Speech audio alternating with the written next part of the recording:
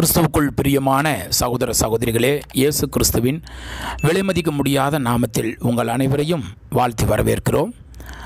நம்முடைய இந்திய தேசமானது 78வது சுதந்திர தினத்தை கொண்டாடி கொண்டு வருகிறது.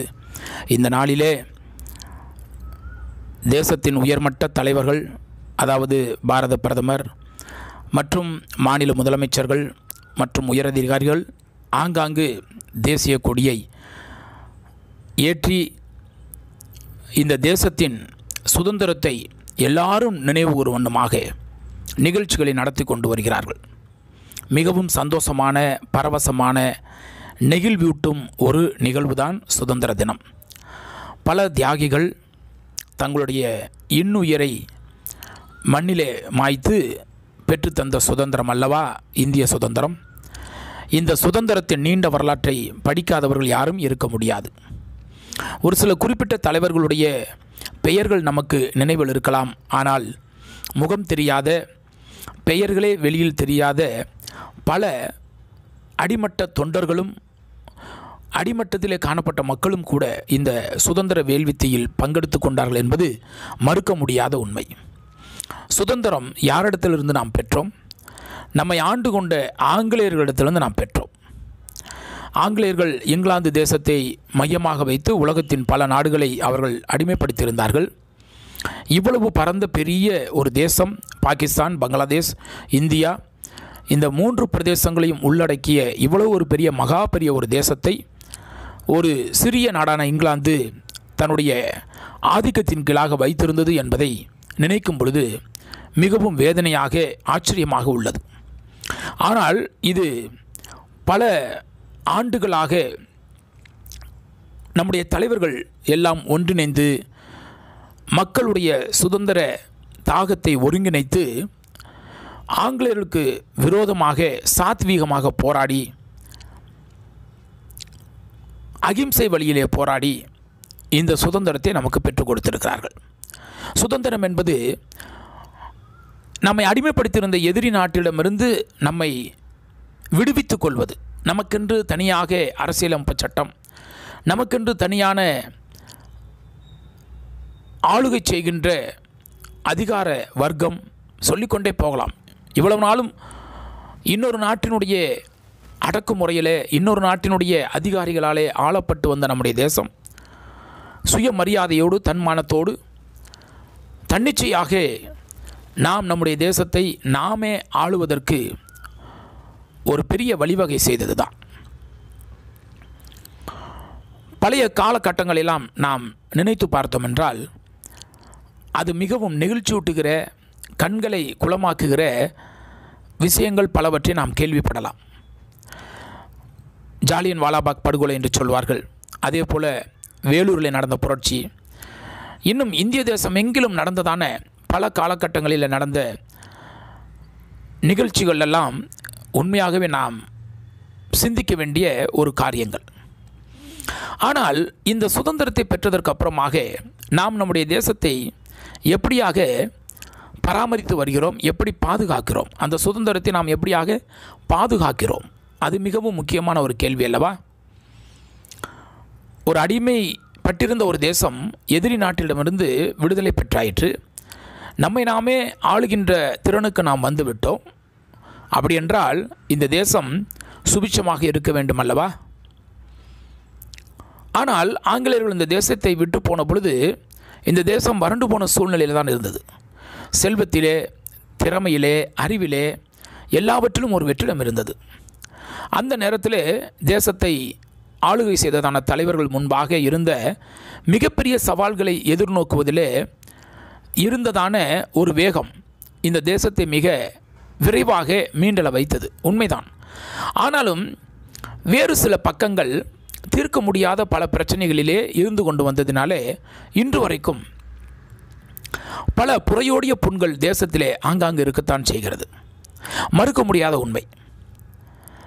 எங்கு பார்த்தாலும் வறுமை, எங்கு பார்த்தாலும் குற்றங்கள் அதிகரிப்பு, எங்கு பார்த்தாலும் ஊழல் மயம், எங்கு பார்த்தாலும் மத இன துவேஷமான பேச்சுக்கள் சொல்லிக்கொண்டே போகலாம். பெண்களுக்கு எதிரான வன்முறைகள், குழந்தைகளுக்கு எதிரான அடக்குமுறைகள், உரிமைகள் மறுக்கப்படல், சமுதாயத்திலே தாழ்த்தப்பட்ட நிலையில் இருக்கிறதான மக்களுக்கு விரோதமான போக்கு, ஜாதி மத வெறுப்புகள் சொல்லிக்கொண்டே போகலாம். அப்படி என்றால் சுதந்திரம் நமக்கு கிடைத்து விட்டது.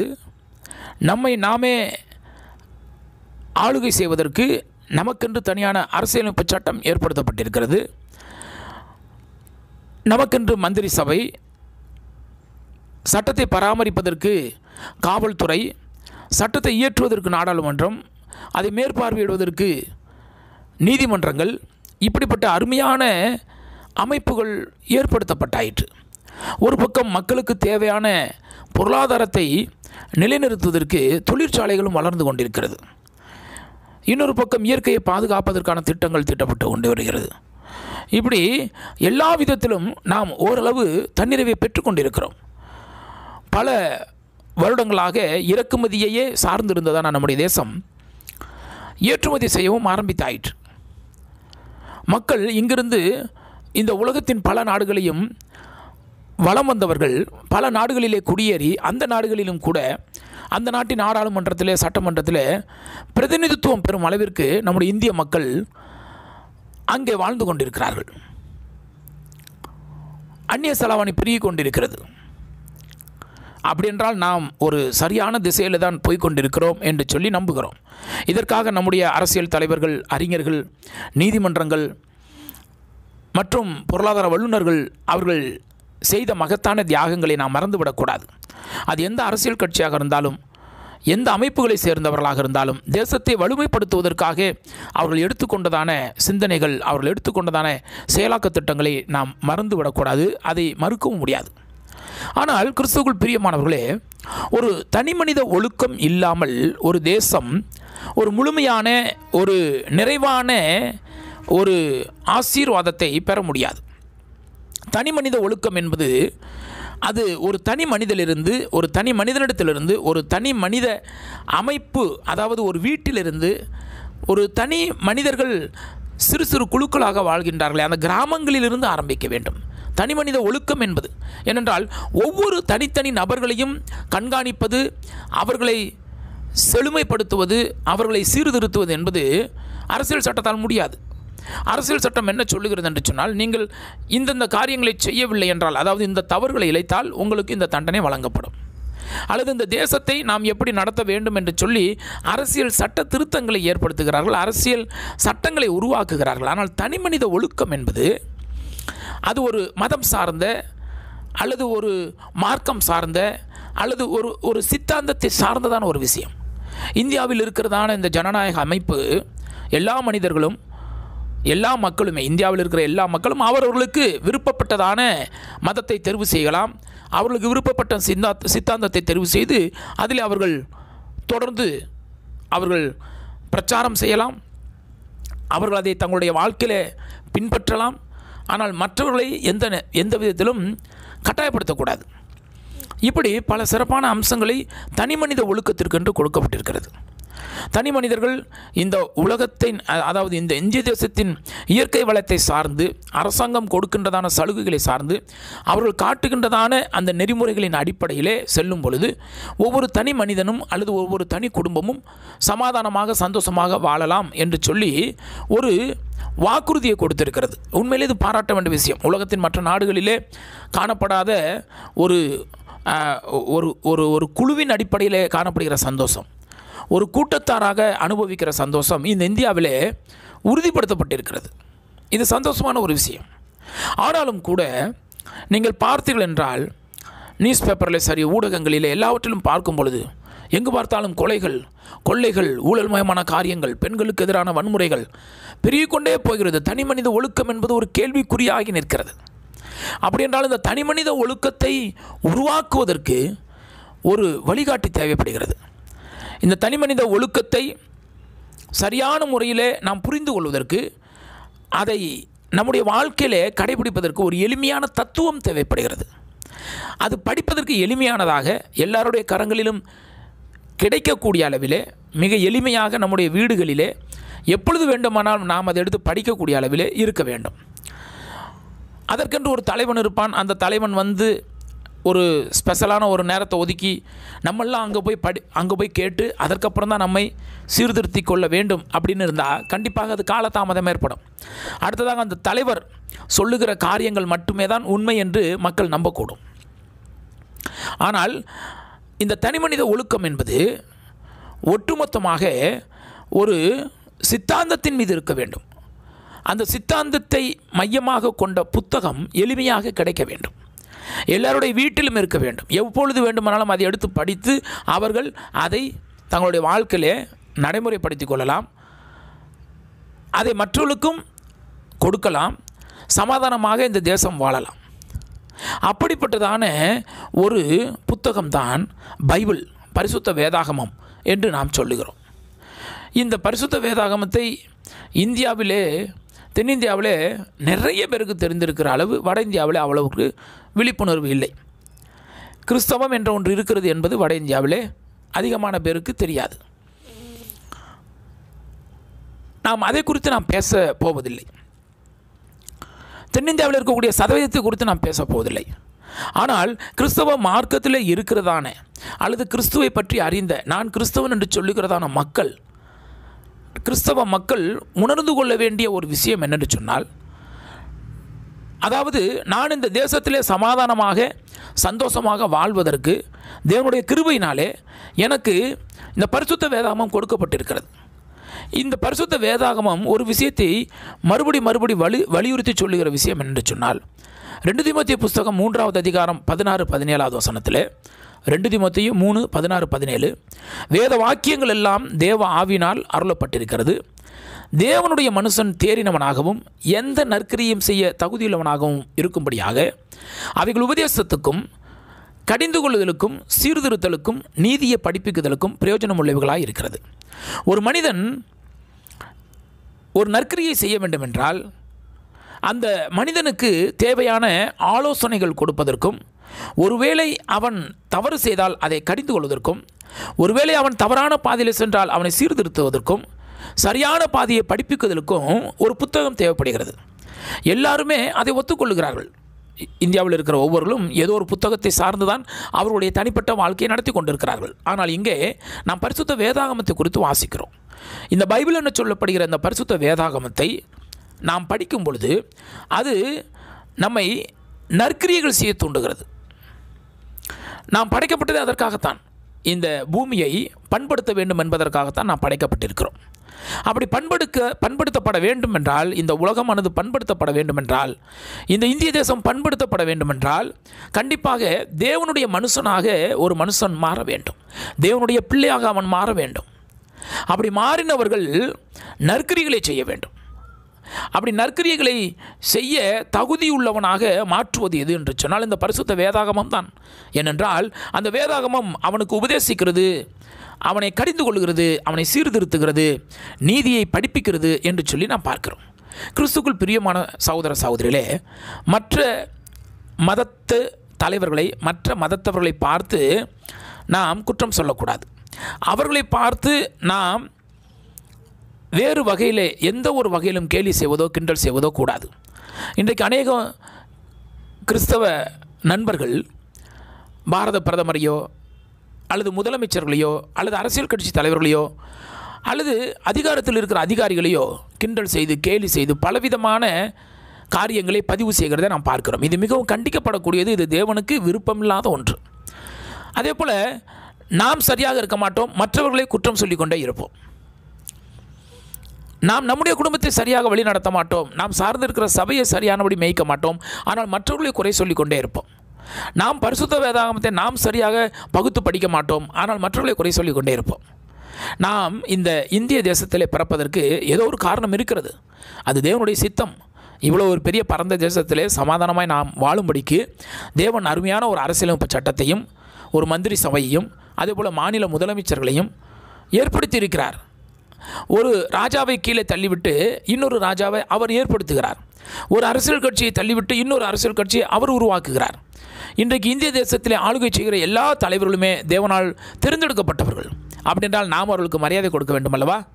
நாம் வாழ்ந்து கொண்டிருக்கிற அந்த உலகத்திலே நாம் சுவாசிப்பதற்கு காற்று வேண்டும். அப்படி என்றால் மரங்களை நாம் தானே நட வேண்டும். நாம் இருக்கிறதான சுற்றுப்புறத்தை சுத்தமாக வைத்திருக்க வேண்டியது நமது கடமை அல்லவா? நாம் நம்முடைய வீட்டை மாத்திரம் சுத்தமாக வைத்திருந்தால் போதுமா?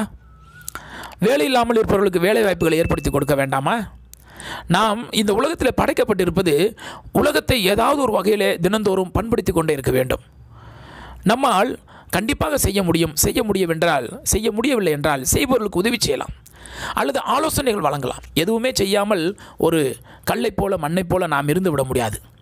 பரிசுத்த வேதாகமம் நம்மை உணர்த்துவிக்கிறது, நம்மை சீர்திருத்துகிறது. முயற்சி செய்கிறவர்களுக்கு மேலும் மேலும் தேவன் கிருபையை கொடுக்கிறார். அவரையே அண்டி பிழைப்பவர்களுக்கு, பெருமையில்லாமல் தாழ்மையோடு செயல்படுவர்களுக்கு தேவன் தம்முடைய கிருபை இன்னும் கொடுக்கிறார். காஷ்மீர் முதல் கன்னியாகுமரி வரை, வடகிழக்கு மாநிலங்கள் முதல் இந்த பக்கம் குஜராத் வரை சொல்லிக்கொண்டே போகலாம். இந்த பறந்து விரிந்த தேசத்திலே நாம் எங்கு வேண்டுமானாலும் பிரயாணம் பண்ணலாம். சுவிசேஷத்தை நாம் கொடுக்கலாம். இந்திய அரசியலமைப்பு சட்டத்திற்கு உட்பட்டு, அந்தந்த மாநில அரசியல் சட்டங்களுக்கு உட்பட்டு நாம் கண்டிப்பாகவே நம்முடைய இந்த பரிசுத்த வேதாகம வசனங்களை சுவிசேஷத்தை பிரசங்கிப்பதில் எந்த விதமான தடையும் இல்லை. கண்டிப்பாகவே நாம் தேவனை சார்ந்து நாம் வாழ்க்கை நடத்தும் பொழுது தேவன் கண்டிப்பாக நமக்கு உதவி செய்ய வல்லமையுள்ளவராக இருக்கிறார். நம்முடைய வாழ்க்கையிலே பரிசுத்த வேதாகமத்தை உயர்த்தி பிடிக்க வேண்டும். 1 தெசலோனிக்கேயர் புஸ்தகத்தில் வாசிக்கும் பொழுது, 1 தெசலோனிக்கேயர் புஸ்தகம் 1வது அதிகாரத்தில் நாம் வாசிக்கும் பொழுது, 1 தெசலோனிக்கேயர் 1வது அதிகாரம் 7-8 இவ்விதமாய் மக்கெதோனியாவிலும் அகாயாவிலும் உள்ள விசுவாசிகள் யாவருக்கும் மாதிரிகளானீர்கள்.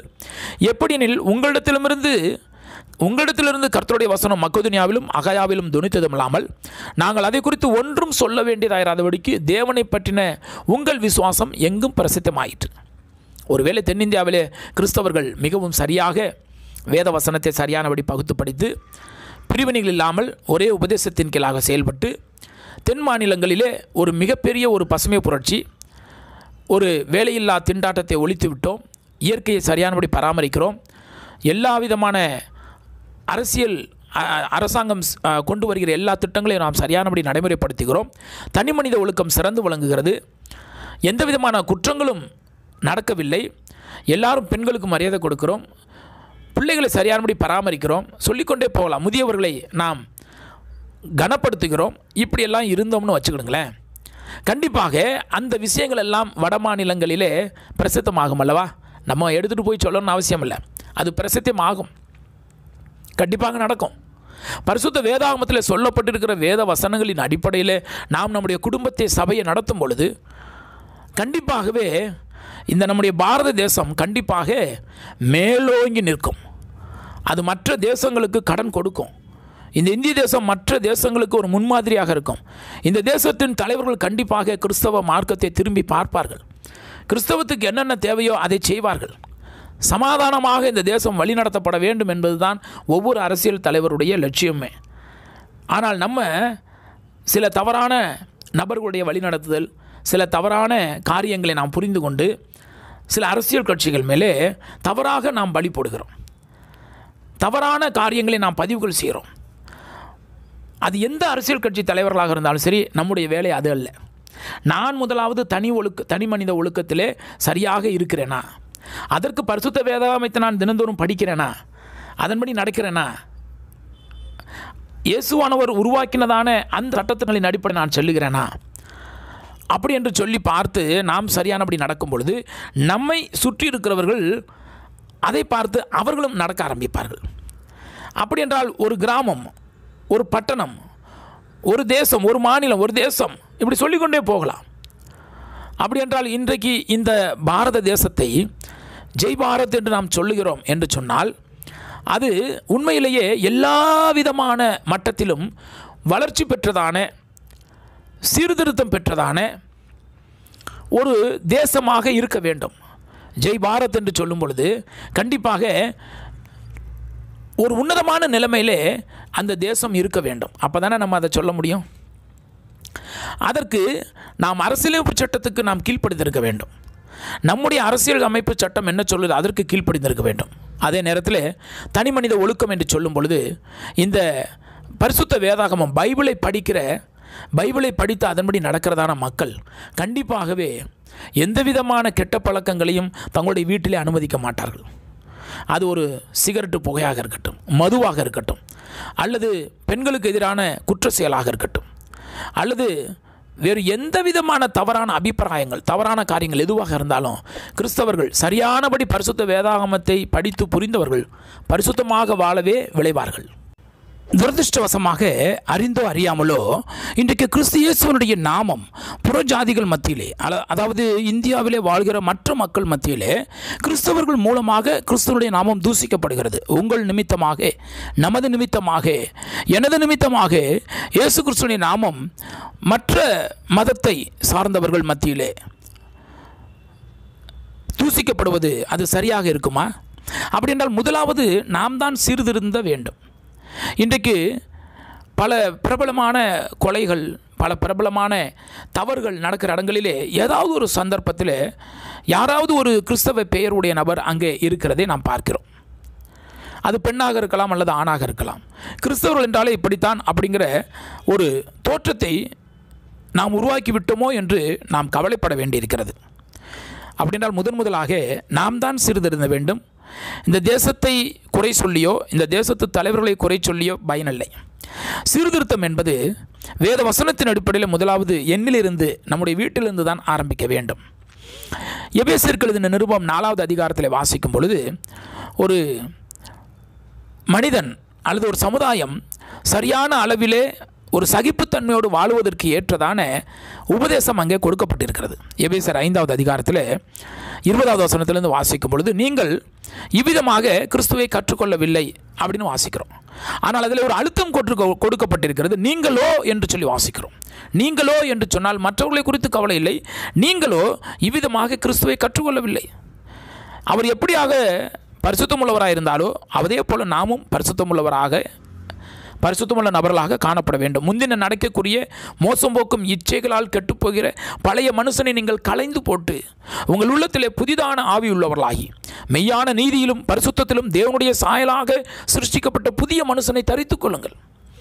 அப்படின்றால் நாம் புதிய மனுஷனை தரித்துக் கொள்ளும் பொழுது தேசத்திற்கு விரோதமாக செயல்பட மாட்டோம், அரசியல் தலைவர்களுக்கு விரோதமாக பேச மாட்டோம், நாம் சார்ந்து இருக்கிறதான சமுதாயத்திற்கு விரோதமாக செயல்பட மாட்டோம், இயற்கையை மதிப்போம், நம்முடைய பிள்ளைகளை சரியானபடி வளர்ப்போம், அக்கம் பக்கத்தில் இருப்பவர்களோடு நாம் சமாதானமாக இருப்போம். நாம் ஒருவருக்கொருவர் அவயவங்களாக இருக்கிறபடியால் பொய்யை களைந்து மெய்யை பேசுவோம், பிறனுடைய மெய்யை பேசுவோம்.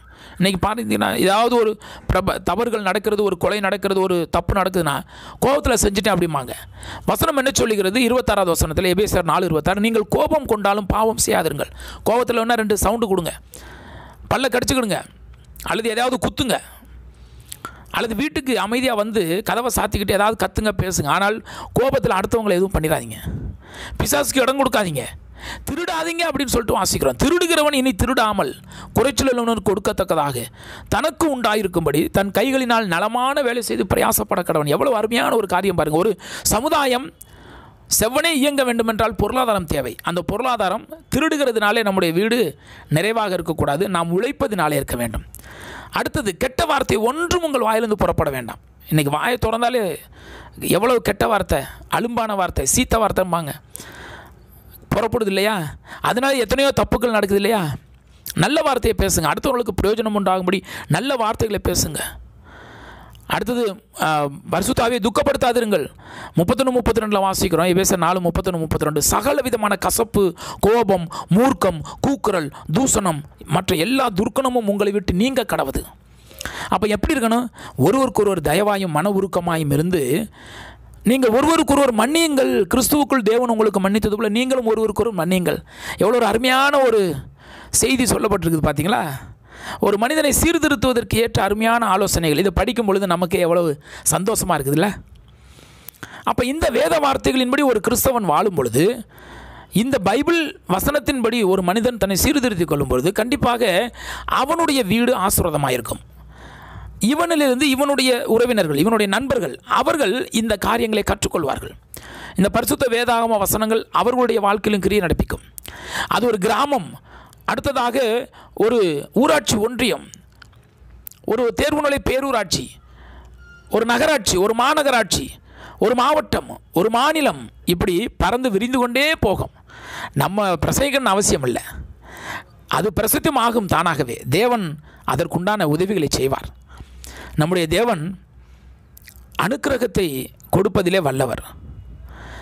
அவர் தயவு செய்வதிலே அவர் பெருத்தவராக இருக்கிறார், இரக்கம் செய்வதிலே பெருத்தவராக இருக்கிறார்.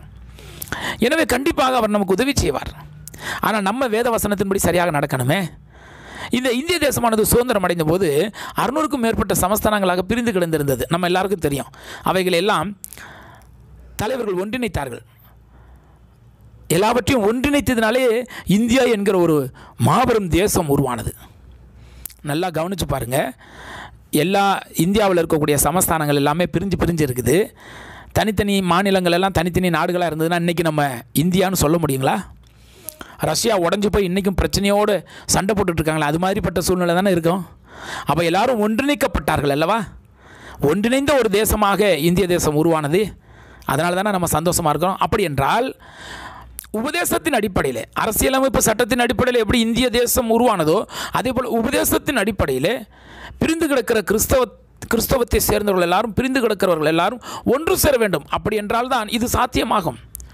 நாம் கையில் வைத்திருக்கிற பரிசுத்த வேதாகமம் இந்த இந்திய தேசத்தை ஆளுகை செய்ய வேண்டும் என்றால் முதலாவது ஒழுக்கமும் சத்தியமும் சமாதானமும் சந்தோஷமும் நம்மிலிருந்து, நம்முடைய குடும்பத்திலிருந்து, நம்முடைய கிறிஸ்தவ சமுதாயத்திலிருந்து புறப்பட வேண்டும். அப்படி நம்முடைய கிறிஸ்தவ சமுதாயத்திலிருந்து சமாதானமும் சந்தோஷமும் இந்த தேசத்தை நிரப்ப வேண்டுமென்றால், இந்த பைபிள் இந்த தேசத்தை ஆளுகை செய்ய வேண்டுமென்றால் கண்டிப்பாகவே பிரிந்து கிடக்கிற கிறிஸ்தவ குழுக்கள் எல்லாம் ஒன்று சேர வேண்டும். எதன் அடிப்படையில்? பணத்தினாலே அல்ல, அல்லது பெரிய பெரிய தலைவர்களுடைய முகராசியினாலே அல்ல, பலத்தினாலும் அல்ல, பராக்கிரமத்தினாலும் அல்ல என்று சொல்லி நாம் பார்க்கிறோம். கர்த்தருடைய ஆவியினாலே ஆகும், வேத வசனத்தினால தான் ஆகும், உபதேசத்தினால தான் ஆகும். ஒரே ஒரு உபதேசம், அந்த ஒரே ஒரு உபதேசத்தை மையமாக கொண்டு பிரிந்து கிடக்கிறவர்கள் எல்லாம் ஒன்று சேர்ந்தால்தான், வேத வசனத்தின் அடிப்படையில் கர்த்தருடைய வார்த்தைக்கு கீழ்ப்படிந்து எல்லாரும் ஒன்று சேர்ந்தால்தான் இந்த பரிசுத்த வேதாகமம் இந்த இந்திய தேசத்தை ஆளுகை செய்யும். அது வரைக்கும் கண்டிப்பாகவே தேவன் கிரியை நடப்பிக்கவே மாட்டார். நம்ம தான் வாழ்வாள்னு கத்திக்கிட்டே இருப்போம். நான் ஊழியம் செய்கிறேன், அதை செய்கிறேன், இதை சாதிக்கிறேன் அப்படின்னு சொல்லிவிட்டு நம்ம ஓடி செஞ்சு சில சமயம் அரசியல் சட்டத்துக்கு விரோதமாக செயல்பட்டு ஜெயிலில் மாட்டிக்குவோம். அப்புறம் அதற்காக நம்ம புலம்புவோம், கதறுவோம். எளிமையாக தேவன் கிரியை நடப்பிக்க வேண்டும் என்றால் அங்கே உபதேசம் இருக்க வேண்டும், பிரிந்து கிடக்கிறவர்கள் எல்லாம் ஒன்று சேர வேண்டும். அப்படிப்பட்ட ஒரு நிகழ்வினாலே தான் இந்த இந்திய தேசத்திலே குற்றங்கள் குறையும், வளர்ச்சி பெருகும், மற்ற நாடுகளுக்கு நாம் ஏற்றுமதி செய்ய முடியும், பயமில்லாத ஒரு வாழ்க்கையை வாழ முடியும். பெண்கள், சிறு பிள்ளைகள் எல்லாருமே சந்தோஷமாக வாழ்வார்கள், முதியோர்களுக்கு மரியாதை கிடைக்கும், எல்லா மனிதர்களும் சமமாக மதிக்கப்படுவார்கள். ஏன்னா பைபிள் வசனம் அதைத்தான் திரும்ப திரும்ப சொல்லுது. நீ செத்தாலும் சாகு, ஆனால் மற்றவர்களுக்கு இடையூறாக இருக்காது. ஒருவேளை அரசியலமைப்பு சட்டம் கிறிஸ்தவத்துக்கு விரோதமாக இருக்கிறது என்று சொன்னால் நம்ம எல்லாரும் இரத்த சாட்சியாக மறிப்பதற்கு தயாராக இருக்கிறோம், அதில் எந்த விதமான சந்தேகம் இல்லை. ஆனால்